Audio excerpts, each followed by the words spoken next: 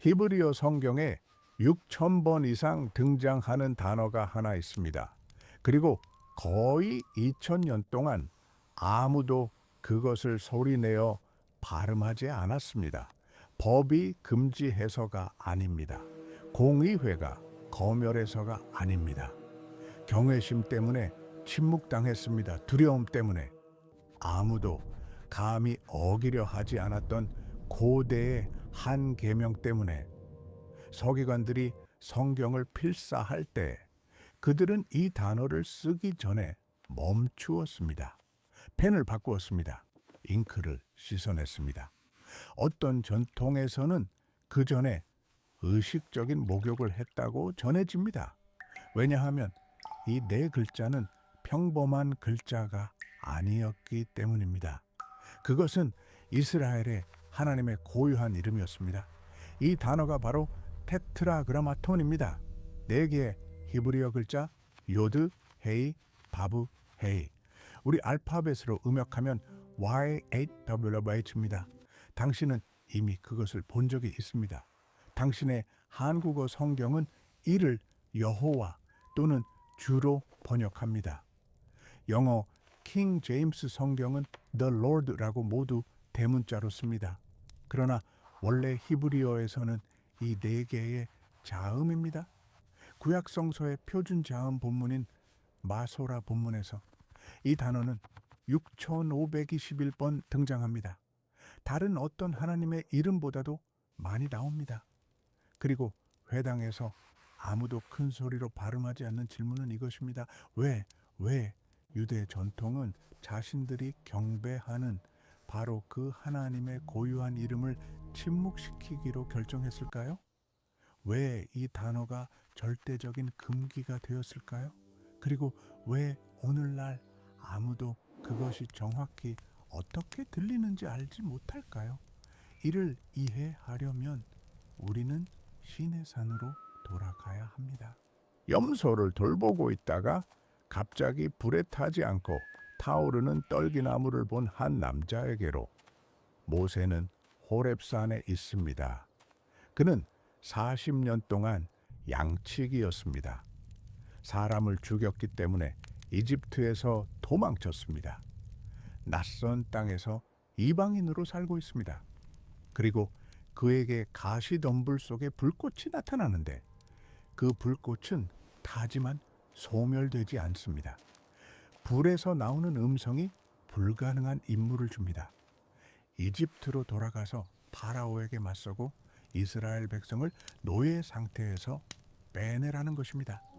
모세는 의미 있는 단 하나의 질문을 합니다. 출애굽기 3장 13절에서 그는 묻습니다. 내가 그곳에 가서 이스라엘 자손에게 너희 조상의 하나님이 나를 너희에게 보내셨다고 말하면 그들이 그의 이름이 무엇이냐? 고 물을 때 내가 무엇이라고 말해야 합니까? 이 질문에 주목하세요. 수사학적인 것이 아닙니다. 모세는 신임장을 요구하고 있습니다. 고대 세계에서 신의 이름을 안다는 것은 접근의 열쇠를 가진다는 의미였습니다. 누구와 이야기하고 있는지 안다는 것이었고 정확하게 부를 수 있다는 것이었습니다. 이집트의 신들에게는 구체적인 이름이 있었습니다. 라, 오시리스, 호루스, 각자 자신의 영역과 신전에서의 자리를 가지고 있었습니다.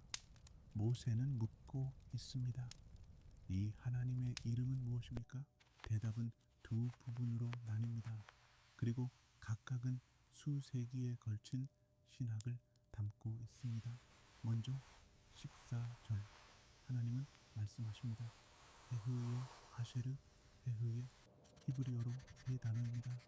에흐에는 1인칭 미완료형에 있다 동사입니다. 아쉐르는 하는 것 또는 그것입니다. 전체 문장은 나는 스스로 있는 자다로 번역될 수 있습니다. 또는 나는 내가 될 자가 될 것이다. 또는 더 나아가 나는 내가 증명하는 그 자가 될 것이다. 히브리어는 한국어가 하는 방식으로 현재와 미래를 구분하지 않습니다. 이 단어의 어근인 동사 하야는 능동적이고 지속적이며 현재적인 존재의 개념을 담고 있습니다. 그리고 두 번째 부분이 옵니다. 15절. 하나님은 계속하십니다. 이스라엘 자손에게 이르라. 너희 조상의 하나님, 아브라함의 하나님, 이삭의 하나님, 야곱의 하나님 YHWH께서 나를 너희에게 보내셨다. 이는 영원한 내 이름이요 대대로 내 기념이라. 여기가 핵심입니다. 성경에서 처음으로 하나님이 자신의 이름을 1인칭으로 명제적 형태로 자기소개로서 발음하시는 순간입니다. YHWH, 네 개의 자음, 그리고 아마도 그분이 바로 앞절에서 사용하신 동사 하야에서 파생된 형태일 것입니다. 3인칭으로 그가 있다, 또는 그가 있을 것이다, 또는 그가 존재하게 하신다. 다시 말해 하나님의 고유한 이름은 일종의 있다 동사의 문법적 서명입니다. 마치 그분이 내 이름은 단순히 존재하시는 분을 묘사하는 단어다 라고 말씀하신 것처럼 이것이 성서 히브리어를 연구한 학자들 사이에서 가장 많은 합의를 얻은 해석입니다. 그러나 모든 것을 복잡하게 만드는 한 가지 세부 사항이 있습니다. 그리고 그 세부 사항은 다음 책에 있습니다. 출애굽기 6장 3절에서 하나님은 모세에게 다른 것을 말씀하십니다. 그분은 말씀하십니다. 나는 아브라함, 이삭, 야곱에게 엘샤다이로 나타났으나 내 이름 YHWH로는 그들에게 알리지 아니하였다. 이게 어떻게 된 일일까요? 창세기를 펼쳐보면 YHWH가 2장 4절부터 등장하는 것을 볼 수 있습니다. 창세기 4장 26절에 등장하는데 거기에는 그때의 사람들이 비로소 YHWH의 이름을 부르기 시작하였더라 라고 쓰여 있습니다. 창세기 15장의 아브라함과의 언약에서도 등장합니다. 창세기 28장의 야곱의 사다리에서도 등장합니다. 창세기에서 이 이름을 계속 사용하는데 어떻게 하나님이 모세에게 이전에는 YHWH라는 이름으로 자신을 알리지 않으셨다라고 말씀하실 수 있을까요? 이 긴장에 대한 여러 가지 답변이 있습니다. 그리고 그것들은 오늘날까지 독자들을 분열시킵니다. 오래된 답변, 중세 기독교 전통이 자세히 발전시킨 답변은 하나님이 점진적인 계시를 언급하고 계셨다는 것입니다. 족장들은 이름의 소리를 알았지만 그것의 깊은 의미는 알지 못했습니다. 그들은 우리가 어원이 없는 고유 명사를 듣는 것처럼 YHWH를 들었습니다. 모세는 그 이름이 전체 신학을 담고 있다는 것을 처음으로 이해한 사람입니다. 이 해석에서 이름을 안다는 것은 단지 소리를 아는 것이 아닙니다. 그것은 그 이름이 그것을 지닌 하나님의 본질에 대해 무엇을 계시하는지 아는 것입니다. 학술적 역사 비평의 더 최근 답변은 이 긴장이 오경을 구성하는 다양한 출처들의 흔적이라는 것입니다. 이러한 출처들 중 하나는 시내산 이전에 YHWH라는 이름을 사용하는 것을 피합니다. 다른 하나는 에덴 동산부터 그 이름을 사용합니다. 출애굽기의 최종 본문은 이 긴장을 완전히 해결하지 않은 채 보존하고 있을 것입니다. 당신이 어떤 설명을 선호하든 한 가지는 분명합니다. 출애굽기는 떨기나무 사건을 이스라엘과 이 이름의 관계의 창립 순간으로 다룹니다.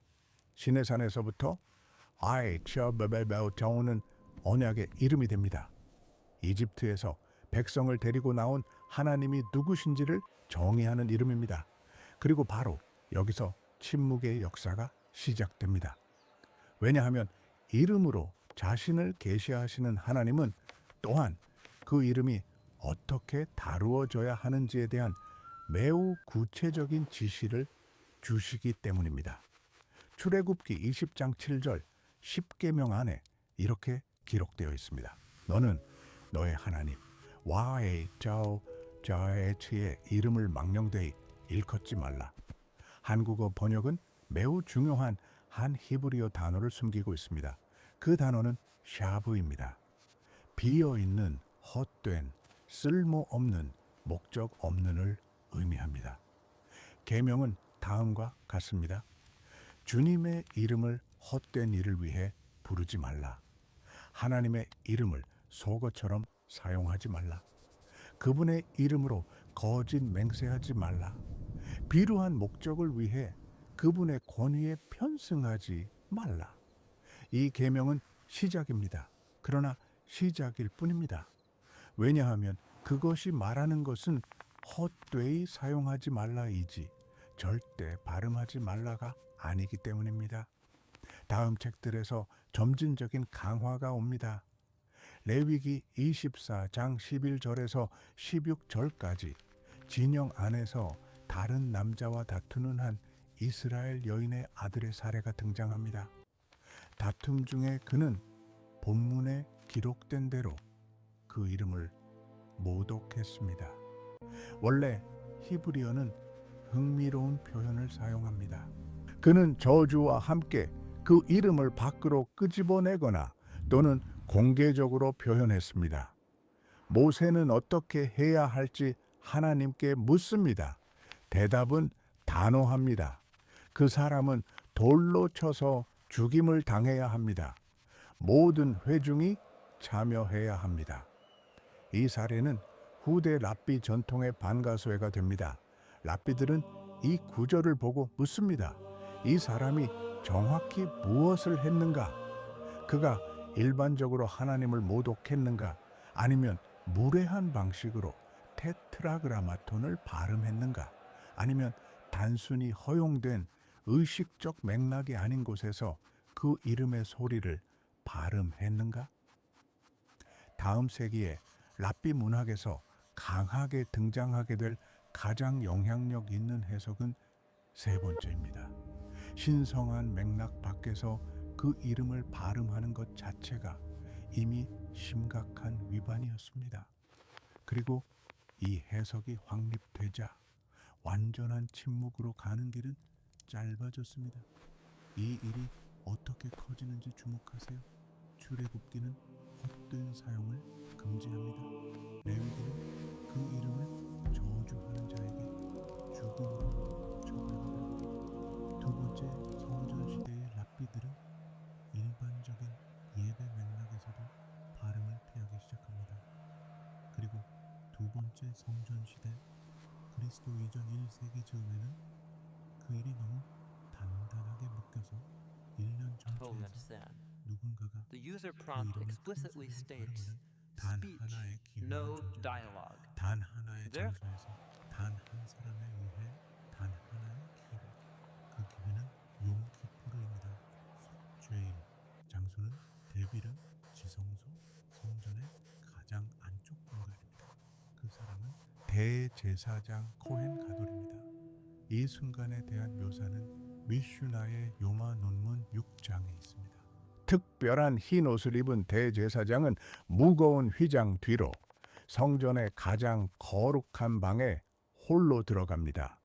그는 이스라엘의 죄를 위한 제사를 드립니다. 그리고 바로 그 순간 들리는 목소리로 그는 테트라그라마톤을 발음합니다. 성전의 뜰 바깥쪽에 있는 신자들은 그 소리를 듣습니다. 그리고 듣는 순간 그들은 얼굴을 땅에 대고 엎드립니다. 그리고 큰 소리로 말합니다. 그분의 영광스러운 왕국의 이름을 영원 무궁토록 송축하라. 그것은 백성의 종교 생활에서 지징계처럼 중요한 순간입니다. 1년에 한 번 그 이름이 단 한 사람에 의해 단 하나의 장소에서 단 하나의 맥락에서 발음됩니다.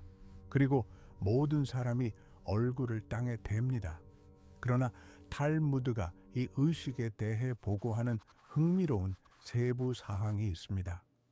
요마 논문 39페이지의 한 구절에서 현자들은 그리스도의 시대 70년 예루살렘 멸망 이전의 마지막 세대에서 대제사장이 더 이상 충분한 큰 소리로 그 이름을 발음하지 않았다고 전합니다.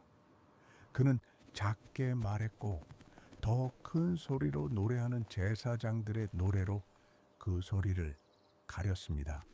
왜 이런 추가적인 주의가? 랍비들은 여러 가지 이유를 추측합니다. 그중 하나는 대제사장직의 거룩함이 영적으로 쇠퇴하고 있었다는 것입니다. 또 다른 하나는 마법이나 부적절한 맥락에서 사용하기 위해 발음을 배우려는 외부인들이 있었다는 것입니다. 이유가 무엇이든 결과는 분명합니다. 1년 중 그 이름이 발음되는 단 하나의 기회, 가장 거룩한 순간에, 가장 거룩한 장소 안에서, 가장 거룩한 사람에 의해서도 그 발음조차도 점점 더 숨겨지게 되었습니다. 그리고 70년에 로마 장군 티투스에 의한 파괴로 성전이 무너졌을 때 이 단 하나의 기회는 사라집니다. 성전이 없으면 완전한 욤키푸르가 없습니다. 완전한 욤키푸르가 없으면 대제사장이 지성소에 들어가는 일이 없습니다. 그 들어감이 없으면 어떤 허가된 맥락에서도 그 이름을 큰 소리로 발음하는 사람이 더 이상 없습니다.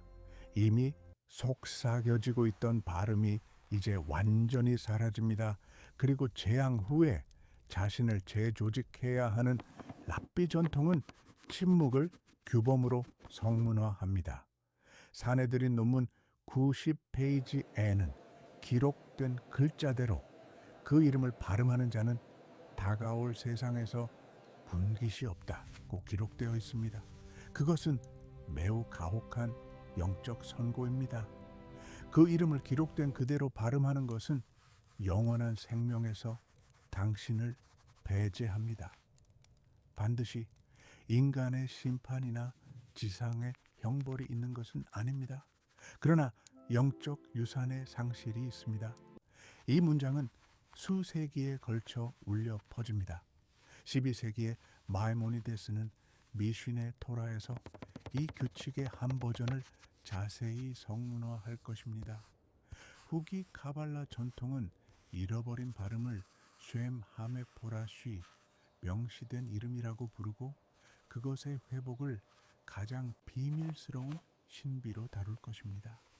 그리고 예배 전통은 일상의 문제에 대한 실용적인 해결책을 찾습니다. 회당에서의 낭독 중에 유대 낭독자가 성서 본문에서 테트라그라마톤을 만날 때 그는 YWH 글자들을 발음하려고 시도하지 않습니다. 그는 내 주를 의미하는 아도나이라는 단어로 대체합니다. 이 아도나이라는 단어는 주를 의미하는 아돈에서 파생된 장엄한 복수형입니다. 그리고 그것이 입에서 나오는 것입니다.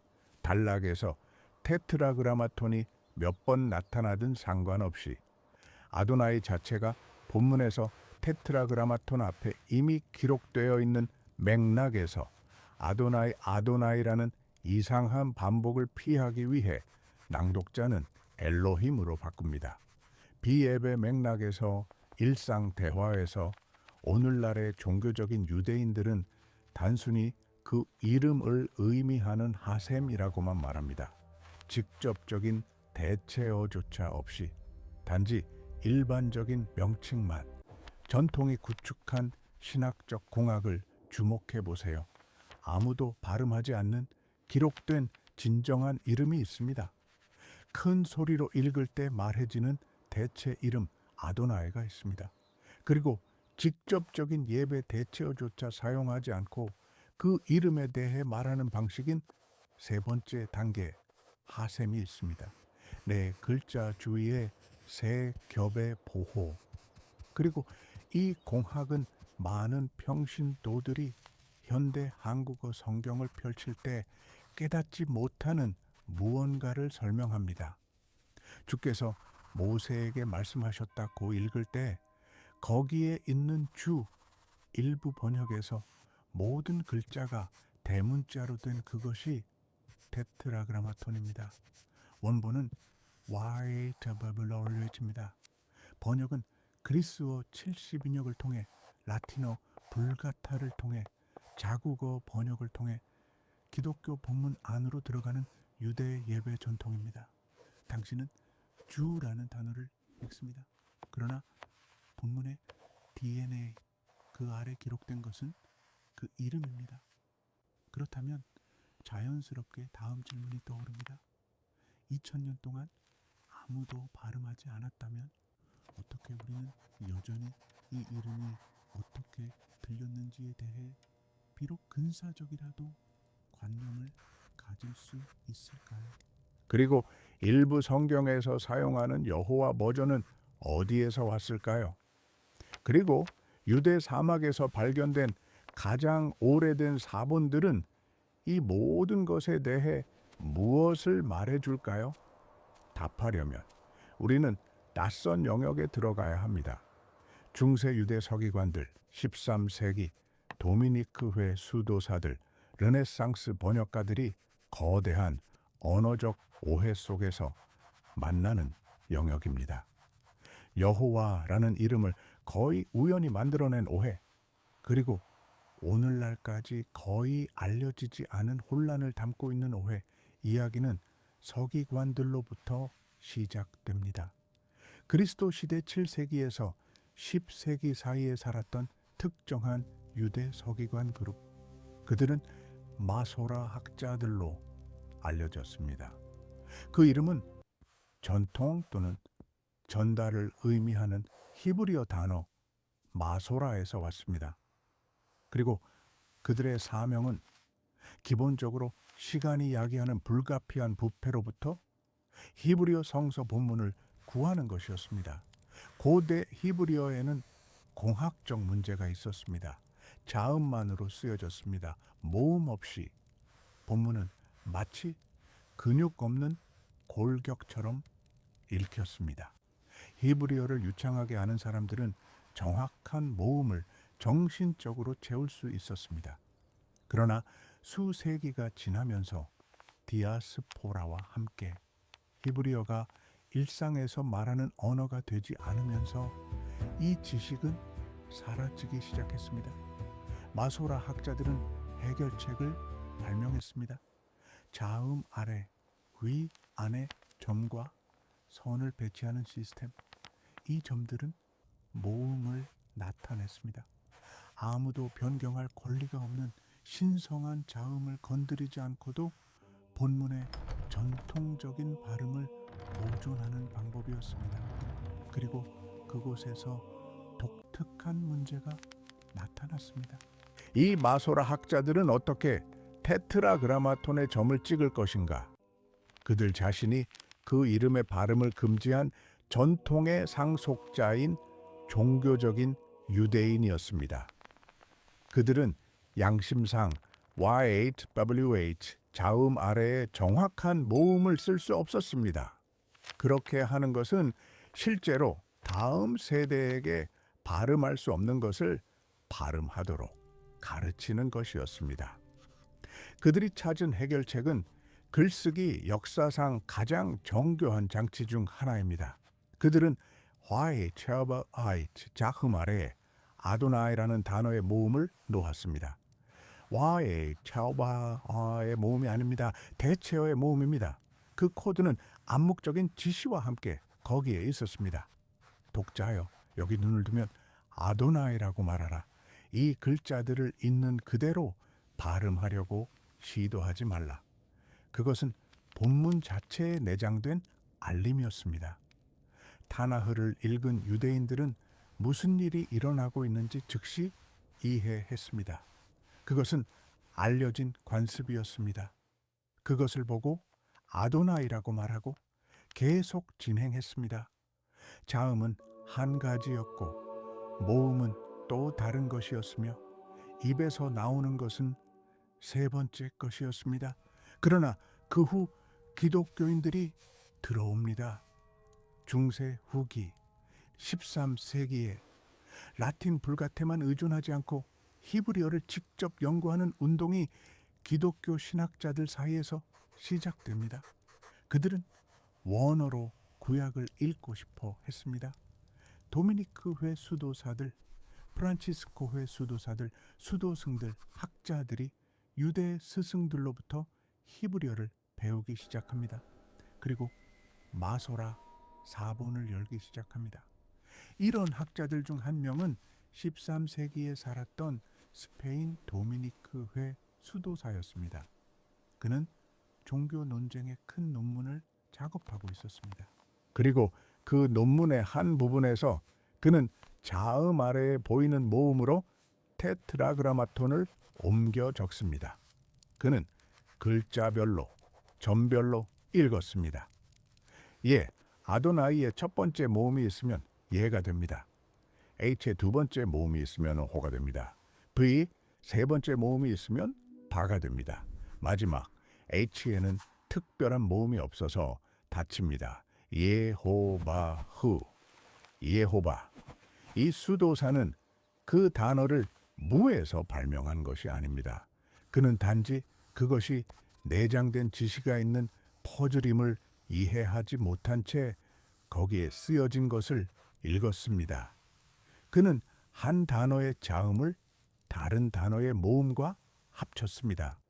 그리고 그 이름을 해독했다고 생각했습니다. 그의 해석은 퍼져나갑니다. 르네상스와 종교개혁의 도래와 함께 점점 더 많은 기독교인들이 히브리어를 읽기 시작합니다. 영국의 윌리엄 틴들과 같은 개혁파 번역가들, 그리고 나중에 1611년에 킹 제임스 번역자들이 여호와 형태를 발견하고 특정 구절에서 사용합니다. 1851년에 미국 표준 번역 American Standard Version은 수천 개의 구절에서 체계적으로 여호와를 사용합니다. 그리고 한국어 복음주의 전통은 오랫동안 이 관습을 물려받았습니다. 여호와는 오래된 찬송가에 등장합니다. 특정 판본의 번역에서 등장합니다. 물론 이 용어를 자신의 정체성의 표지로 삼는 특정 교파의 이름에서도 등장합니다. 그러나 현대 히브리어 학자들이 거의 만장일치로 확인하는 기술적 진실은 간단합니다. 여호와는 혼합어입니다.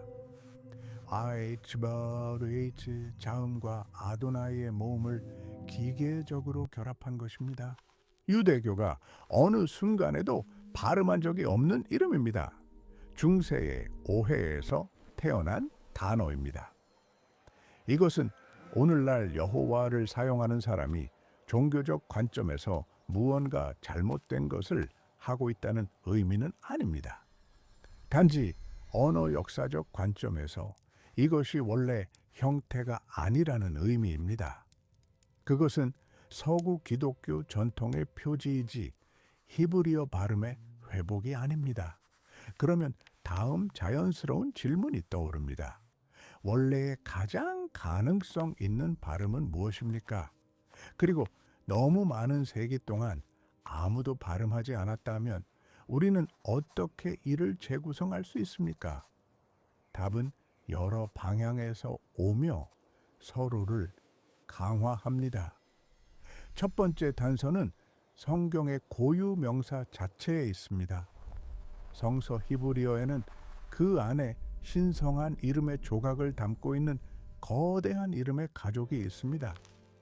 그것들은 단순히 하나님을 담고 있다는 의미의 신명 이름들입니다. 성경을 펼치면 그것들의 비를 보게 됩니다. 선지자 이사야는 히브리어로 예샤야후입니다. 어미 야후는 테트라그라마톤의 짧은 형태입니다. 대략 YHWH는 구원이시다를 의미합니다. 예레미야는 이름의 야후 YHWH께서 들어 올리신다입니다. 엘리야는 엘리야후 내 하나님은 YHWH이시다입니다. 스가랴는 제카르야후 YAWY 계속 기억하신다입니다. 요시아는 요시야후입니다. 목록은 길게 이어집니다.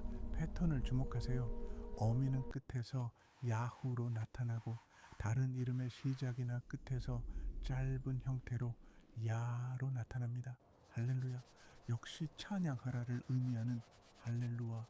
그 이름의 짧은 형태인 야의 결합입니다.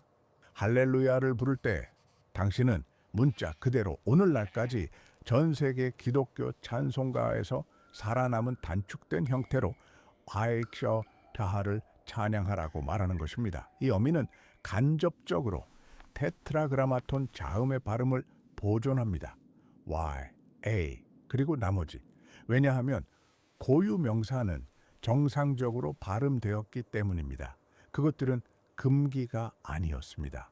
누군가 이사야를 부를 때 그는 아무 문제 없이 예샤야후라고 말했습니다. 그리고 이 발음은 그 이름의 첫 번째 음절에 아 모음을 유지했습니다. 두 번째 단서는 고대 교회 교부들로부터 옵니다. 그리스어로 글을 쓴 2, 3, 4세기의 기독교인들은 자신들의 시대의 유대인들로부터 특히 더 오래된 예배 전통과 여전히 접촉이 있는 사람들로부터 들은 발음을 기록했습니다. 이 세기의 알렉산드리아의 클레멘스는 그 이름을 이하오에로 옮겨 적었습니다. 5세기의 키루스의 터도레토스는 고대 전통을 유지하던 유대교의 분파인 사마리아인들이 이하베와 비슷한 것을 발음했다고 기록했습니다. 이러한 그리스 형태들은 히브리어 재구성을 위해 옮겨 적으면 야훼와 비슷한 것을 가리킵니다. 세 번째 단서는 문법적입니다. 그 이름은 아마도 있다 또는 되다의 동사 하야에서 왔을 것입니다. 성서 히브리어에서 이 동사의 3인칭 미완료형은 알려진 패턴을 따릅니다. 고대 히브리어 학자들은 이러한 패턴으로부터 고유 명사로 적용된 이 동사의 고대 파생 형태의 가능성 있는 발음이 무엇일지 재구성할 수 있습니다. 결과는 다시 한번 야훼와 비슷한 것입니다.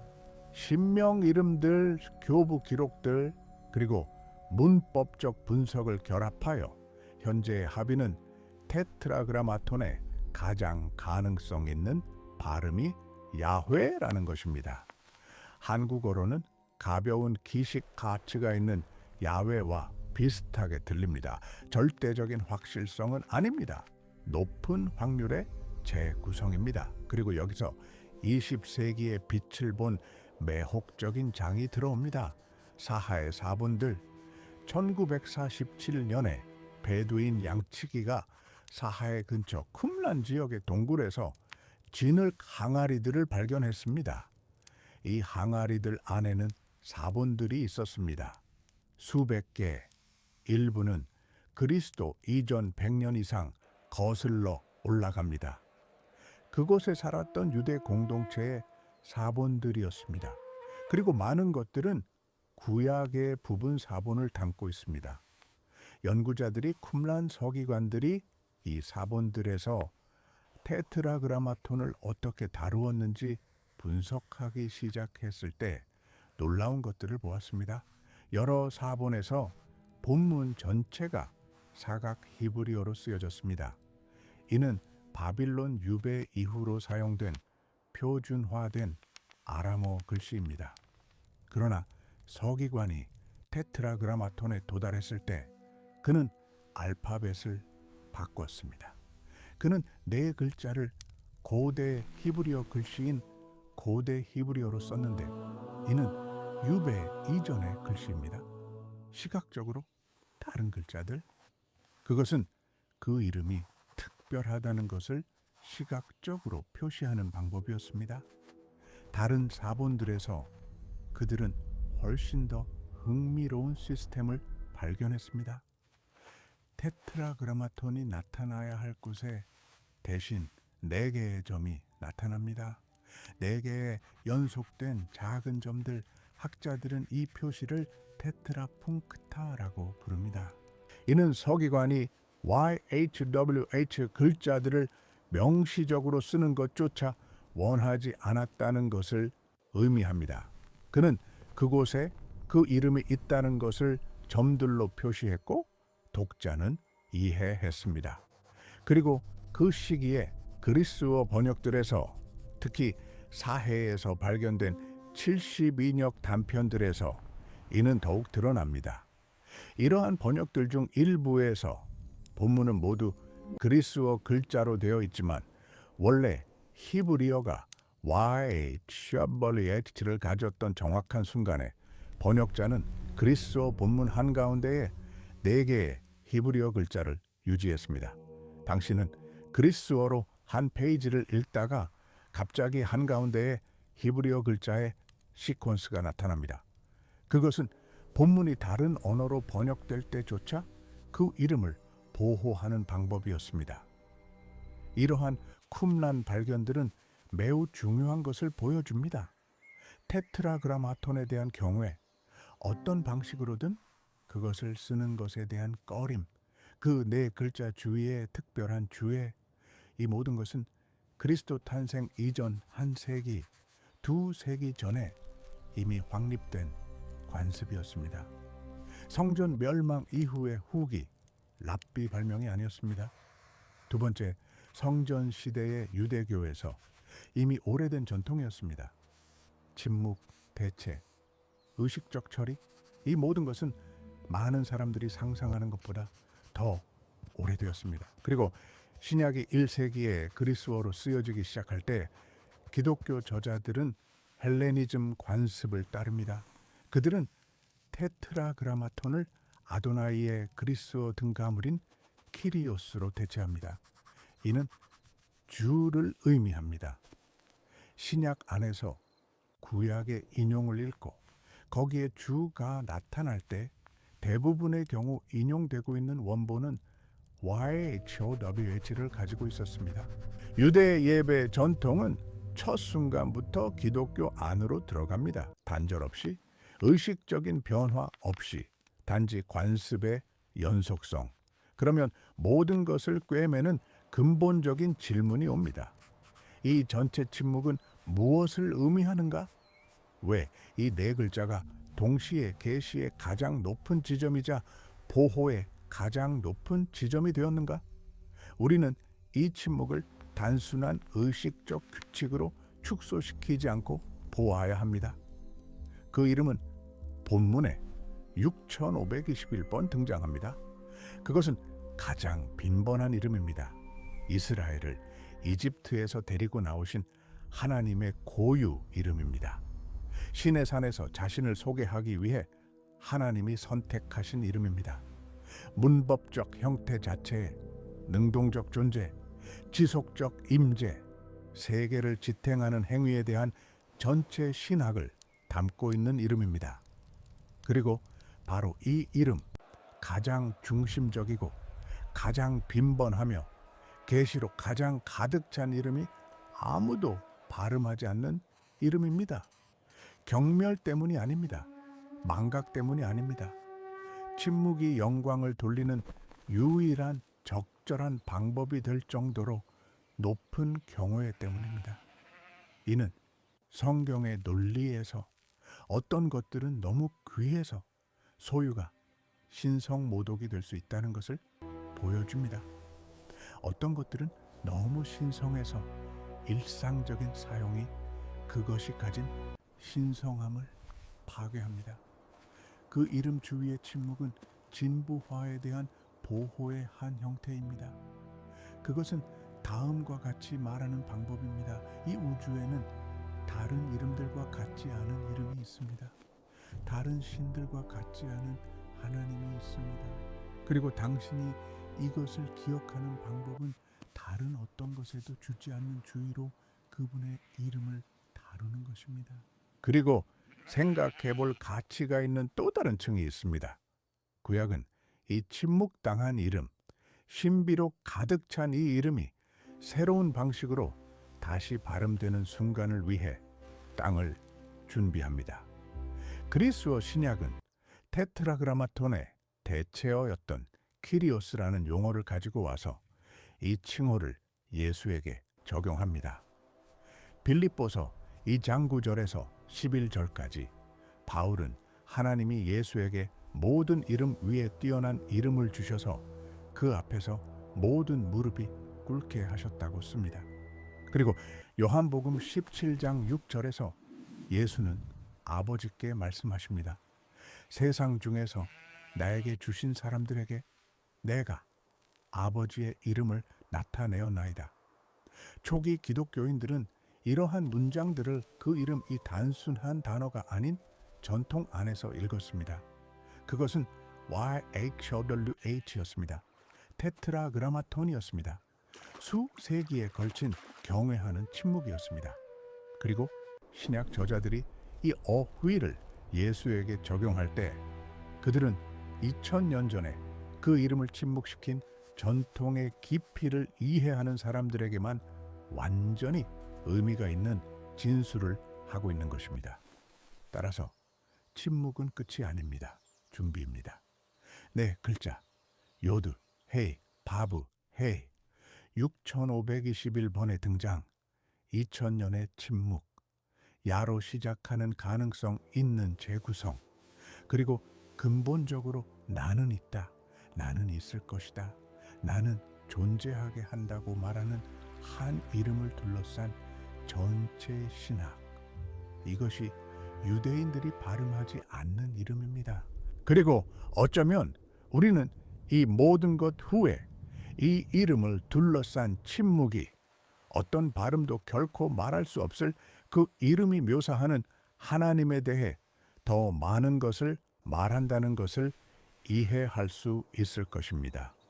이 영상이 당신이 이전에 이런 식으로 보지 못했던 무언가를 가져다 주었다면 함께 발견하고 싶어 할 누군가에게 보내주세요. 좋아요를 눌러주세요. 채널에 큰 도움이 됩니다. 아직 구독하지 않았다면 구독해 주시고 다음에 만나요.